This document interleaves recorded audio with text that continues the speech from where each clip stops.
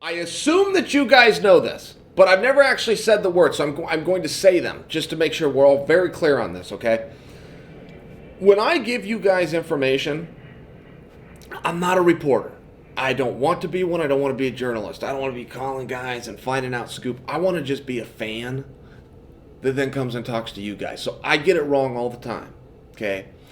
When I have information because of my position in this sport or some of the people that I can't come and give it to you guys. I got to just stay away from those topics, right? If you're in the clubhouse and you're handed information, I can't leak that and bring that to you guys. I'm out of the clubhouse. You know how that works, okay? So when I come to you, I'm going to have a lot more swings than I have connections, but it's got to be that way. And the ones where you see me connect and knock the ball out of the park, it's because I got lucky. But it's got to be that way. I preface it because what I'm about to offer you guys is 100% speculation that I don't even know that I buy. I don't even know that I believe what I'm going to tell you, but boy, it's a fun one. Let's have a little fun today, okay? Go back to MSG. I can't let MSG go.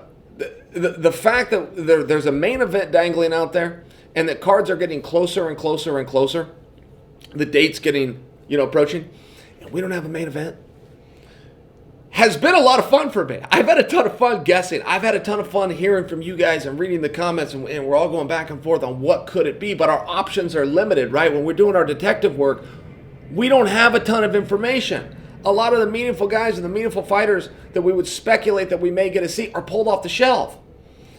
You go back as recently as half a week ago, we had pretty good speculation because Gustafsson's dance card was open. Cormier's is kind of open. I mean, as much as he's going in with Brock, that isn't actually a signed and locked deal.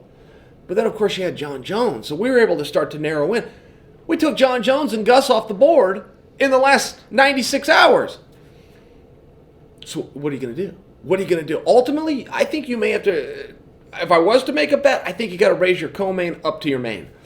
I think maybe we put a little pressure to make that for the 165-pound title, but that's a little bit of a different conversation. Not why I've come to you guys today. I came to you guys today because I heard one, okay, that I will admit I don't believe. However, it does satisfy us in that these guys are available. It does satisfy us in that, yeah, that would be a huge fight.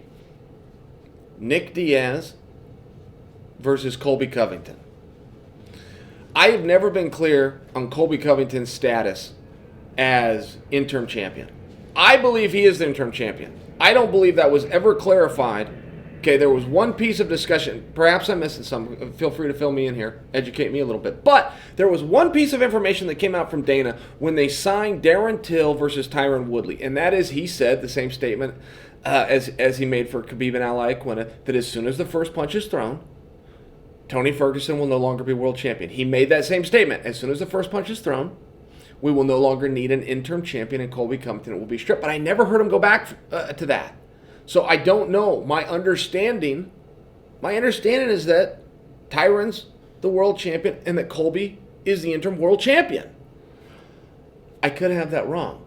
But you guys see where that would also satisfy the fact that they like to put belts up. They're going to Madison Square Garden, and Colby does have a belt, if I am correct, and he is the interim champion as I personally view him and as I personally understand it to be. So, do I believe we're going to see Nate Diaz and Colby Covington? No, I really don't. I really don't. But boy, would that make sense. Would that satisfy all of you? Now you got both the Stockton boys on the same card. Now you got press conferences with both the Diaz brothers. Yeah, I think it would satisfy the limited amount of information that we have, the limited amount of criteria that we have made up and have decided is going to qualify somebody for this spot.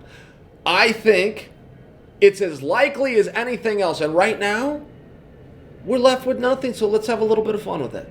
Nate Diaz, Colby Covington, MSG, maybe.